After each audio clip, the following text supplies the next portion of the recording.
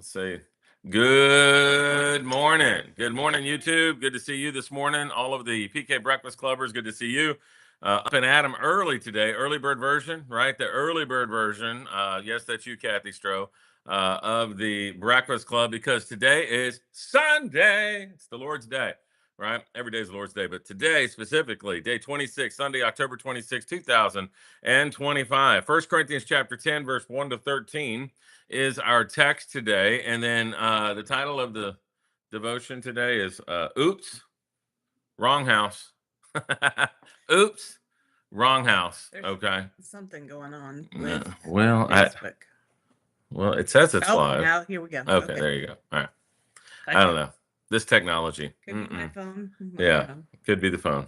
No, I think it's probably the computer. Anyway, all right. So let's say hi to a few people on the YouTube. Jim and Donna Walden, first in the house.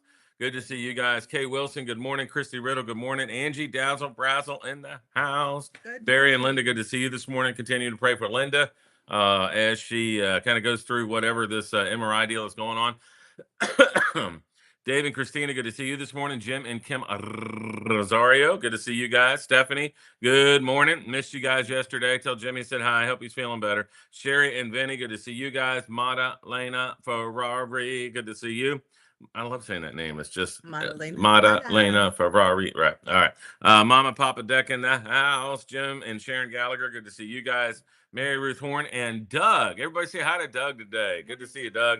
Glad you're jumping in. Jane, good to see you this morning. Deb Elgin, good morning. Lisa Ward, good to see you this morning. Carol Krakenstracken in the house. We got Matthew jumping in with her too. Good to see you, Matthew. Can't wait to see you in church in a little while, big guy.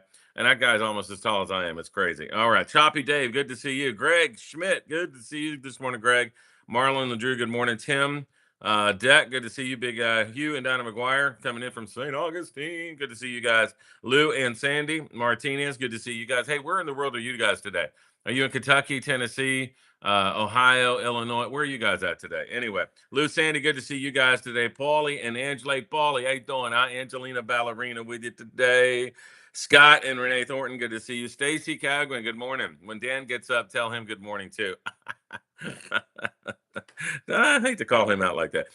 Joel and Dawn DePrey, good to see you. Kathy Stroh, good to see you this morning. Early Bird, Janice, good to see you. Marlon, got Marlon already. Marlon, I want to say your name twice. I don't know why. All right, Kelvin and Rosa, good morning. And to anybody else who jumped in after the writing finish, good to see you guys today. Honey, who's on Facebook? Happy Sunday, Christina Hewlett, Gail Hey, Howe, Christina. Hey, Gail. and Gigi is on Gigi. here this morning. We have Valerie Hogren. Good morning. Lance and Patty. Hey, Lance. Good morning. And Sharon. Good morning. Hi, Sharon. That's it. Okay. Good. Morning. Hey, y'all. Continue to pray for John ORR. John is at home now. Talked to Carolyn yesterday. She really, really appreciates the prayers. So continue to pray for John Orr's recovery from the procedure that he had. Carolyn definitely, and John definitely appreciate the prayers. All right. So, oops, wrong house. 1 Corinthians 10, 1 to 13. This is kind of a funny passage. Not funny and funny, but, you know, this is a good response for us when we're tempted, right? And so we got to allow Jesus to represent us. And that's kind of what this is saying. When Jesus comes to the door, the devil just flees, right? And so send Jesus to answer the door. And the devil says, oops, wrong house. I must have been mistaken, right? And it continues on down the street. So anyway, Corinthians, the book of Corinthians, Paul is reminding them of some things here about the generation in the wilderness, both good and bad. Helps us to remember the good and bad in our past. And so let's read. We're going to read the first 11 verses. So y'all pray for Ann. All right, just so you know, Facebook's going in and out. So a lot of them are moving over to YouTube. Just so okay. I don't know what I tried. Happening. Moreover, brethren, I do not want you to be unaware that all our fathers were under the cloud, all passed through the sea. All were baptized into Moses in the cloud and in the sea. All ate some spiritual food, and all drank some spiritual drink. For they drank of that spiritual rock that followed them, and that the rock was Christ. But with most of them, God was not well pleased, for their bodies were scattered in the wilderness. Now these things became our examples, to the intent that we should not lust after evil things, as they also lusted. And do not become idolaters, as were some of them. As it is written, the people sat down to eat and drink and rose up to play. Nor let us commit sexual immorality, as some of them did, and in one day 23,000 fell. Nor let us tempt Christ, as some of them also tempted, and were destroyed by serpents. Nor complain, as some of them complained, and were destroyed by the destroyer. Now all these things happened to them as in examples. They were written for our admonition, upon whom the ends of the ages have come. All right, so verses 1 to 4, it says, all our fathers were under the cloud and passed through the sea, spiritual food, spiritual rock. All of this Paul is using to describe God's constant presence with this generation in the wilderness. We recognize that God never left them, right? They were a pillar of cloud by day, pillar of fire by night. God was with them, provided manna, right? Krispy Kreme done. Got to talk about Krispy Kreme done as much as we possibly can. God gave them water from the rock. I mean, so many blessings to prove that God was there, just to remind them of God's presence, right? And but really, the response of the people is what's heartbreaking, right? So God's constant presence was unmistakable with the unbelieving generation from the wilderness, and so the pullout I had was like, man, how many times, right? How many times do I recall the ways that God has constantly been with me, right? So we all of these ways God was with them in the generation in the wilderness. And when I'm in the wilderness, sometimes we need to remind ourselves, right, that God's with us. Mhm. And in different ways, he shows up in different places, in different forms, different conversations. I mean, we just got to be aware of the working of God when we're in the wilderness, right? And so this becomes instructive to us that God was always there. He never left them nor forsake them, and he's not going to leave or forsake us either.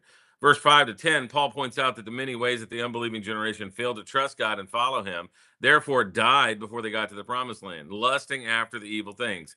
And so, can you recall? We recall the good times. We recall that God is always with us and he never leaves us nor forsake us. But at the same time, we got to remember that we leave him. Mhm. Right? He don't leave us. We leave him. And that's really what Paul's pointing out here in the first 11 verses. God's always been with you. And even to the Corinthian church, look, God's with you. He's always been with you. Right? You're following Jesus Christ. He's not only with you, he's in you. And he doesn't leave you, you leave him. Remember the unbelieving generation, because the example that they've set before us are the same example that we can apply to our lives so we don't make the same mistake.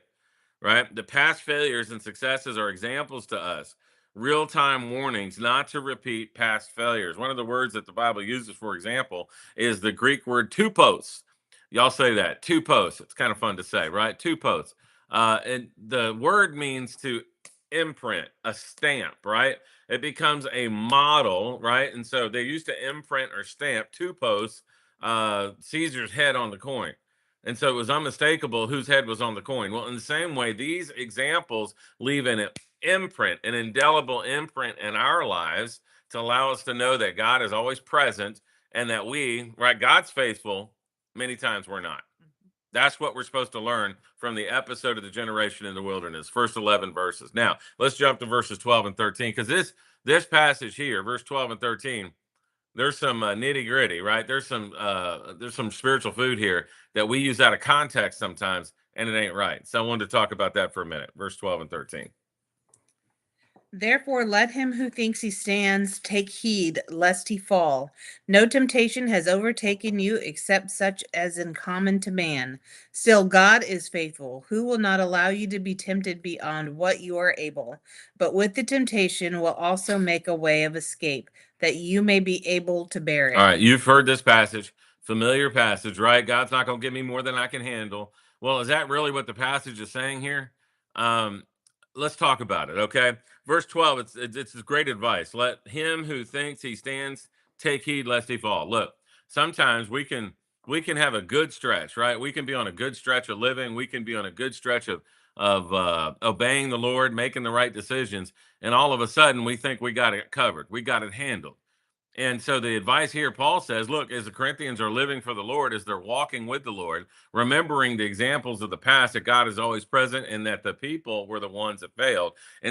So in light of this, right, don't stand on your own. Stand on God. Stand on the promises of God, right? Don't stand thinking, because what's going to happen is you're going to fail, right? That's what he's saying here. For Christians to resist temptation, to be selfish and self-focused, they must first understand that they're vulnerable. And so it's to recognize that we're always under attack, right? We're always under attack, and it comes at the least inopportune ways. When you least expect it, right? The one who thinks he can stand will not stay on guard against temptation, and so they easily fail. You think you got it covered, Jack? Then your guard's down, and that's when the enemy comes. That's what Paul's saying here. Verse 13. Look, don't think you're special. Okay. I love Paul. Paul's like ripe in this one, right? Don't think you're special. Your temptation is common unto every man. You think you got all these temptations that are higher than everybody else, and you're making justifications why you're falling to these. Don't think that. Okay. We often want to excuse our particular tempting circumstance as very unique or as an special exception. Well, nobody else has had to endure what I have to endure, right? Well, God reminds us here that our temptation is not unique. Many other men and women of God have faced the same and similar temptations and have found the strength in God to overcome them. You catch that? It's not in themselves. They stood up thinking they could handle it and they fall. And then they make excuses why they fall, blaming God, blaming everything else, the world, the devil. It's the devil's fault, whatever. No. They got prideful. They didn't stand in the Lord. And so they stood in their own power. And the enemy said, oh, that's an easy target. Bam, they're down. Okay. Don't stand in your own strength. Stand with God. And that's what this whole passage is about. God's faithful. You're not. Come on, man. Don't get this twisted. God's faithful. Right. And your best day, you're not. I don't even know whether to say that. For one moment in time, you may be, right? And I'm looking at the guy in the screen, right? For one moment in time, you may be faithful, but come the next moment, what usually happens, right? And so, verse 13 said, God is faithful, even often when we're not. So we are not tempted beyond his ability as we rely on him.